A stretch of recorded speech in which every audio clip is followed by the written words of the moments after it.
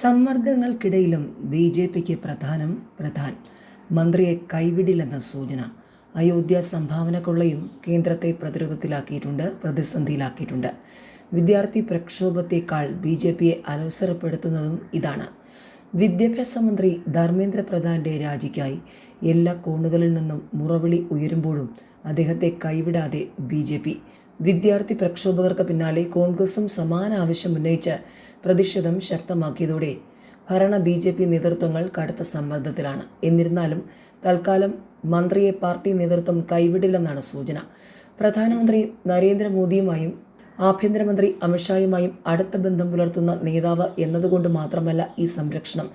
മറിച്ച് രാജിവെക്കണമെന്ന ആവശ്യം അംഗീകരിച്ചാൽ വിദ്യാഭ്യാസ മന്ത്രാലയത്തിന്റെ വീഴ്ച അംഗീകരിക്കലാകും. നേതൃത്വത്തെ കുഴയ്ക്കുന്നതും ഇതാണ്. മന്ത്രിസഭാ പുനഃസംഘടനയുടെ പേരിൽ വകുപ്പ് മാറ്റത്തിലൂടെ താൽക്കാലിക പ്രതിസന്ധി പരിഹരിക്കുക എന്ന പോംവഴിയുണ്ടായിരുന്നു. എന്നാൽ പാർലമെന്റ് സമ്മേളനം കഴിയാതെ ഇത് പ്രായോഗികമല്ല.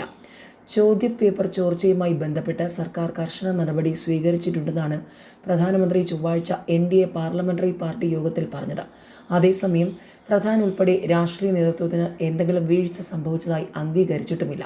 ധാർമ്മിക ഉത്തരവാദിത്വം ഏറ്റെടുത്ത് പ്രധാൻ രാജിവെച്ചാൽ തൽക്കാലം പ്രതിഷേധം തണുപ്പിക്കാമെന്ന് ബി.ജെ.പിക്ക് അറിയാം. എന്നാൽ ഈ ആവശ്യത്തിന് വഴങ്ങുന്നത് കൂടുതൽ പ്രശ്നങ്ങളിലേക്ക് നയിക്കുമെന്നാണ് അവരുടെ വിലയിരുത്തൽ.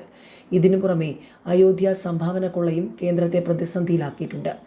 വിദ്യാർത്ഥി പ്രക്ഷോഭത്തെക്കാൾ ബി.ജെ.പിയെ അലോസരപ്പെടുത്തുന്നതും ഇതാണ്. പ്രധാൻ രാജിവെച്ചാൽ പ്രതിപക്ഷം അടുത്തതായി ഉയർത്തുന്നത് അയോധ്യ സംഭാവന കൊള്ള തന്നെയാകും. പാർലമെന്റിൽ ഉൾപ്പെടെ അയോധ്യ ചർച്ച ഒഴിവാക്കാൻ വിദ്യാർത്ഥി പ്രക്ഷോഭം തൽക്കാലം നീണ്ടുപോകട്ടെ എന്ന നിലപാടാണോ കേന്ദ്രത്തിനെന്ന സംശയം സമാജ്വാദി പാർട്ടി എംപിമാർ പ്രകടിപ്പിക്കുന്നുണ്ട്. വിദ്യാർത്ഥി പ്രക്ഷോഭം തണുപ്പിച്ചില്ലെങ്കിൽ അത് പ്രതിസന്ധി ഉണ്ടാക്കുമെന്ന് ഭരണകേന്ദ്രങ്ങൾക്കറിയാം. ചർച്ചയുടെ വാതിൽ തുറന്ന നടപടികൾ പരമാവധി നീട്ടിക്കൊണ്ടു പോവുക എന്നതാണ് സർക്കാർ ഇപ്പോൾ പയറ്റുന്ന തന്ത്രം. ഏതായാലും സർക്കാരിൻ്റെ അണിയറയിലെ ഈ തന്ത്രം വിജയിക്കുമോ എന്നുള്ളതാണ് ഇനി അറിയേണ്ടത്. പ്രധാന്റെ രാജിയൊഴിച്ച് ചോദ്യചോർച്ചയെ തുടർന്ന് ജീവനൊടുക്കിയ വിദ്യാർത്ഥികളുടെ കുടുംബങ്ങൾക്ക് 1 കോടി രൂപ വീതം നഷ്ടപരിഹാരം നൽകുക എന്നതുൾപ്പെടെയുള്ള മറ്റാവശ്യങ്ങൾ പരിഗണിക്കാം എന്ന സൂചനയാണ് CJP നേതൃത്വത്തിന് സർക്കാർ നൽകുന്നത്.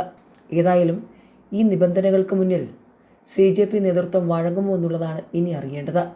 ഏതായാലും കോൺഗ്രസ് കൂടി വിഷയം ഏറ്റെടുത്തതോടുകൂടി CJP പ്രക്ഷോഭം മറ്റൊരു തലത്തിലേക്ക് നീങ്ങിയിരിക്കുക തന്നെയാണ്.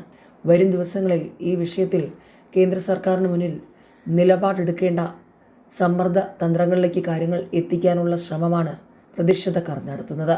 അങ്ങനെയെങ്കിൽ കേന്ദ്ര സർക്കാരിന് എത്ര നാൾ അതിൽ നിന്നും മാറി നിൽക്കാനാകുമെന്ന ചോദ്യമാണ് ഇപ്പോൾ ഉയരുന്നത്.